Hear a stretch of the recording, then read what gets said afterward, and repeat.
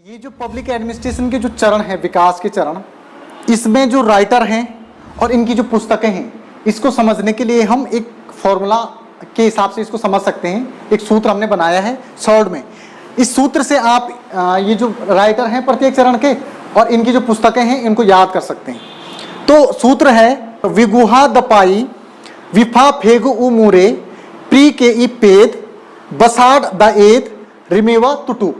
मैं दोबारा बता देता हूं, विगुहा दपाई विफा फेगु उ मूरे प्री के ई पेद बसाड द एद रिमेवा तुटू।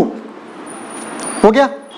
इस तरीके से याद करना है। ये विगुहा दपाई विफा फेगु उ मूरे, विगुहा दपाई विफा फेगु उ मूरे प्री के ई पेद बसाड़ द एद रिमेवा तुटू। अब देख लीजिए किस तरीके से याद करना है। वी से ये प्रथम चरण की बात करेंगे हम। वी ये जो पहले यहाँ पे मैंने नंबरिंग डाली हुई है। तो वी का मतलब विड्रो विल्सन। विड्रो विल्सन की लेख क्या है? The study of public administration. ये समझ में आ गया। गु से गुडनाव। गुडनाव की पुस्तक का नाम क्या है? The pi politics and administration, जो इनके द्वारा 1900 में लिखी गई सर।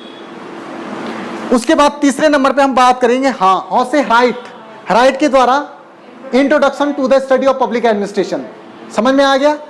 वी से Woodrow Wilson the study of public administration.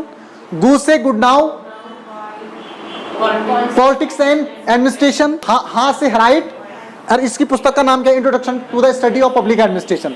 तो इस तरीके से आप इसको याद कर सकते हैं। पहले चरण में याद होगी किताबें। दूसरे में विफा फेगु उ मूरे पी क्रे ई पेद। तो इसमें आप किस तरीके से याद करेंगे? वी से विलोबी, वी से विलोबी। अब विलोबी की पुस्तक का नाम क्या है? प्री से क्या आएगा? प्रिंसिपल ऑफ पब्लिक एडमिनिस्ट्रेशन, जो इनके द्वारा 1927 में लिखी गई। उसके बाद हम दूसरे पे फा का जिक्र करेंगे, नहीं फालेट। तो फालेट, मेरी पार्कर फालेट की किताब का नाम क्या है? प्री क्रे। क्रे का मतलब क्रिएटिव एक्सपीरियंस। क्रिएटिव एक्सपीरियंस इनके द्वारा कब लिखी जाती है? 1929 में। उसके बाद फेयोल विफा फेगु उमूरे। तो फेयोल की पुस्तक का नाम क्या है? हेनरी फेयोल की पुस्तक का नाम क्या है? ई इंडस्ट्रियल एंड जनरल मैनेजमेंट। तो इंडस्ट्रियल यानी ई से इंडस्ट्रियल ऑफ जनरल मैनेजमेंट। उसके बाद हम बात करते हैं गुलिक और उर्विक की। तो यहाँ पे ये गुलिक और उर्विक दोनों एक साथ हैं। विफा फेगु उ, फेगु तो यानी फेगु उ का मतलब गुलिक और उर्विक। तो गुलिक और उर्विक के द्वारा कौन सी पुस्तक लिखी जाती है? Papers on the science of administration. उसके बाद हम बात करते हैं मूने रैले। देखो गुलिक और उर्विक की एक पुस्तक भी हमने पढ़ दी, papers on the science of public administration. उसके बाद हम बात करते हैं मूने रैले की। तो मूने रैले की दा, तो दा पे क्या आएगा? द प्रिंसिपल ऑफ ऑर्गेनाइजेशन, जो इनके द्वारा 1939 में लिखी गई। ठीक है। आप इस तरीके से ऐसे फॉर्मूला लिख करके ऐसे नीचे लिखेंगे, चार्ट बनाएंगे, तो उसमें आपको याद हो जाएगा। मैं मोटे तौर पे आपको ट्रिक बता रहा हूं कि कैसे याद करना है आपने। यहां तक हो गया सारा। द्वितीय चरण में हमारा खत्म हो गया। अब है तृतीय चरण। तो तृतीय चरण में क्या है? बसाड द एद, बॉ से बर्नार्ड यानी चेस्टर बर्नार्ड। बर्नार्ड की कौन सी पुस्तक है? दो से the functions of the executive. उसके बाद हम बात करेंगे साइमन बसाड। तो बॉ से हमने चेस्टर बर्नार्ड का जिक्र किया। बर्नार्ड की पुस्तक का नाम क्या था? दो से स्टार्ट होता है, the functions of the executive, जो इनके द्वारा 1938 में लिखी गई थी। उसके बाद हम बात करते हैं बसाड। तो सा से हम जिक्र करेंगे किसका?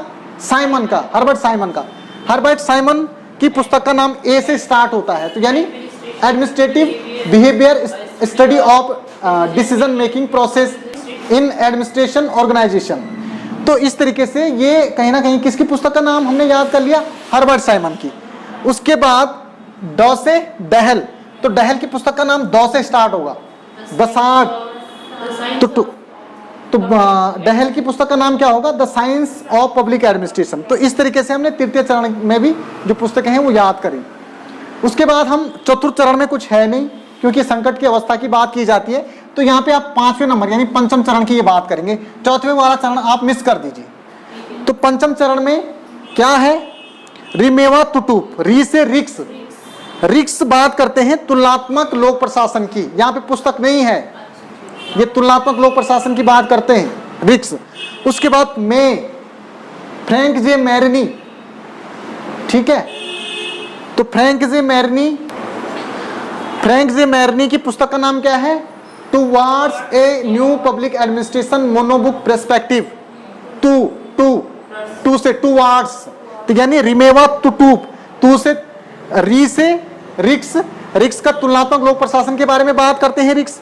उसके बाद मैं से फ्रैंक मैरनी की पुस्तक का नाम टू यानी towards a new public administration Minnowbrook perspective.